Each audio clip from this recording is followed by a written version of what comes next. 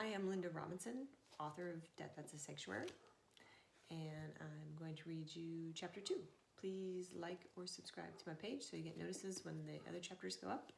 And if you'd like to support animals, my book is for sale on Amazon.com, and 20% of the proceeds does go to animal conservation. So let's begin with chapter 2, Say It Isn't So. No, Max screamed and plunged forward towards the enclosure and Keen. The deputy tightened his grip on her shoulders. She could feel his fingers press into her bones. She struggled and tried to break free, but the deputy's hold didn't falter.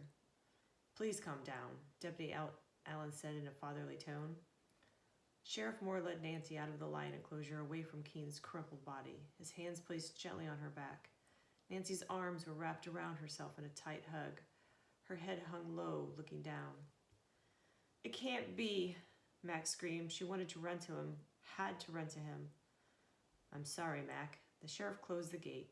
The clunk of the metal made her wince. No one gets in until the medical examiner and the forensic teams arrive, he said, looking at the deputy. Yes, sir, the deputy replied, still holding Mac, but not as tightly. Nancy looked up, her eyes wide as if struck in a scream. Mac could only imagine the horror of what she had seen in the enclosure, how it will haunt her for the rest of her life. When Mac met her gaze, Nancy turned into Sheriff Moore's big, bear-like chest and began to sob and shake uncontrollably. Sheriff Moore paused for a brief second in surprise, then brought one arm around to comfort her. At the whine of sirens, Mac turned. Red lights flashed in the distance. The sheriff spoke softly into his radio with his free hand, and within moments, the lights and the sirens abruptly stopped. I've notified the ambulance to turn around, Sheriff Moore addressed Deputy Allen. The station is contacting Dr. Anderson. The buzz of a two-seat utility vehicle with a dump bed, the ones the workers use to get around the sanctuary, came whizzing up to the group. It was Jenny. Jenny, with her cute little ponytails of naturally blonde hair and beautiful California sun-kissed skin, jumped from the cart. She always looked pretty, even this early. They had known each other for almost a year now, and they had become besties, as King had often referred to them. Mac was never happier to see her. She broke free of the deputy's hold and ran towards her. What's going on? Jenny said, looking at Nancy, then to the sheriff. I woke up and no one was around. Then I saw the lights. Jenny, thank God you're here, Mac said, gasping at her in a bear hug and finally allowing herself to burst into tears. Jenny held on to Mac as she yelled to Nancy, what the hell is going on here? It's Keen. There's been an accident. Nancy looked sympathetically at Mac. He's not with us anymore. They found him in with Thor. Nancy's voice was shaky, but the sobs had stopped. Mac could tell she was trying to compose herself. Wait, there's no way. Jenny hugged Mac tighter. This is so awful, Jenny said flatly. Mac felt Jenny's gaze move slightly towards the enclosure. She said nothing more. Jenny? Mac said with no response. Mac figured that, just like her, Jenny was in shock at the horrible news. Jenny! Mac moved back from the embrace, concerned. Jenny was focused on King's body, what could be seen from where they stood. Jenny turned and seemed to register that everyone was looking at her. This can't be. Jenny looked over at Sheriff Moore. We have too many safety protocols in place. King's not stupid. It's just not possible. Tears started to flow from her hazel eyes. Is this really happening?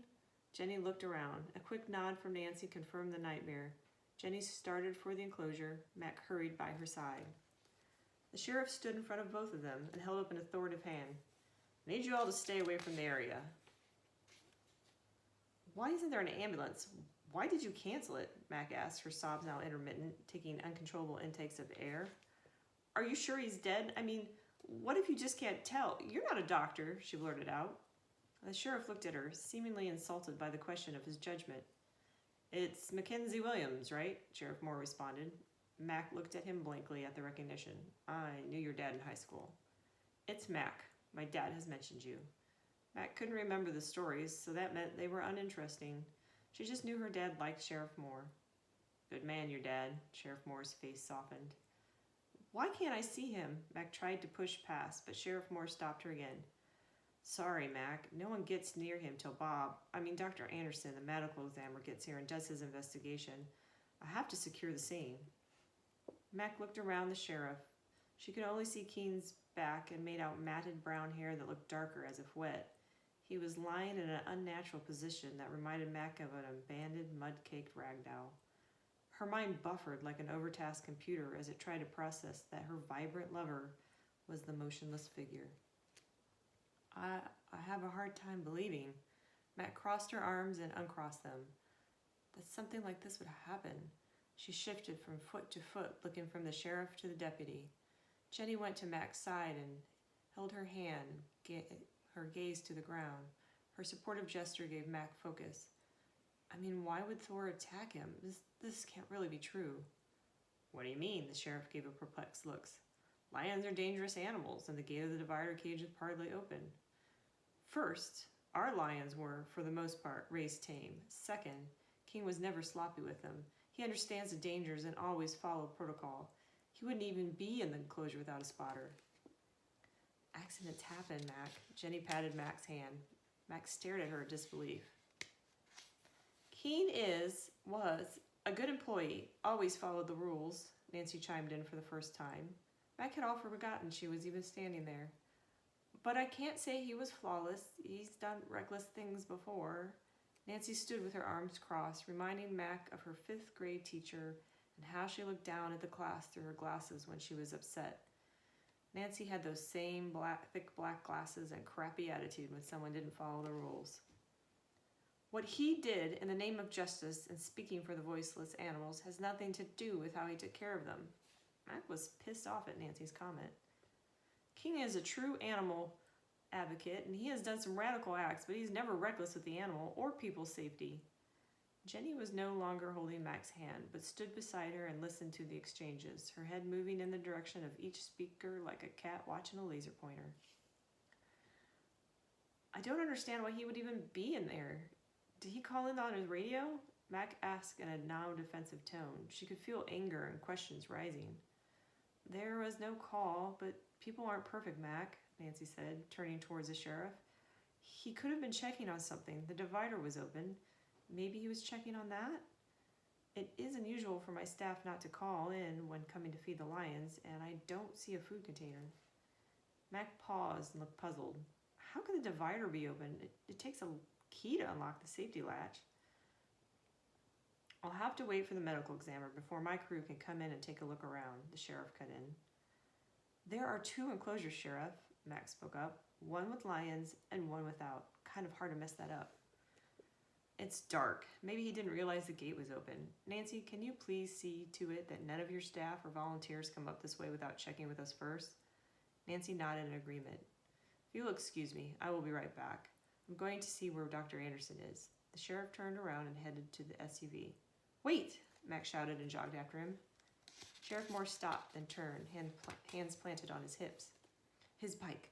I didn't see his bike. His Enfield Thunderbird 350. It should have been up at the office. Sheriff Moore raised an eyebrow, but his face remained composed. It's probably around here somewhere. I'll have someone take a look around the property. With that, he turned and walked away. After there was some distance between the sheriff and them, Mac turned to Nancy. Why did you say he was reckless? Nancy seemed to be taken aback by the question and placed one hand over her clavicle like an insulted Southern belle. Well, this is an investigation and poor Keen is dead. I'm just giving the sheriff all the facts.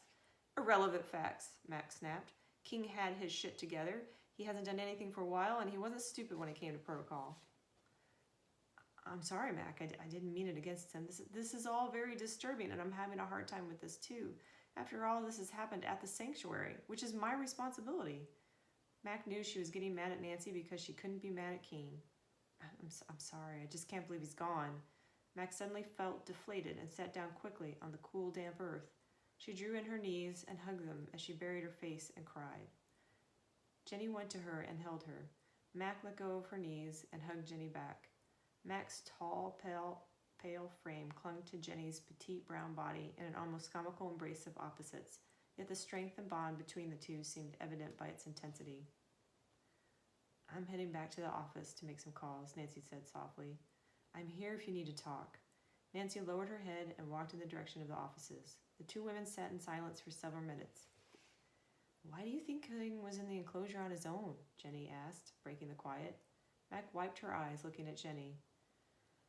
I mean, there's no other explanation, right? He must have been checking out the gate. Mac replied as she noticed that Jenny looked scared. I don't know, Jenny. Nothing makes a lot of sense here. Mac looked up. All the fog had disappeared. The daybreak sky was painted in soft colors of pink and blue. The sky is too beautiful this morning after what happened, Mac said absently, before adding, King will never see another daybreak. She looked into Jenny's sympathetic eyes. I loved him, Jenny. I think we would have gotten married. I know, Jenny said tenderly as she rested her head on Mac's shoulder. They sat and cried together. Thank you for listening to Chapter 2. I will read Chapter 3 tomorrow. And if you could like or subscribe, you can get a notification when the video goes up, and we'll get through the book together. Thank you.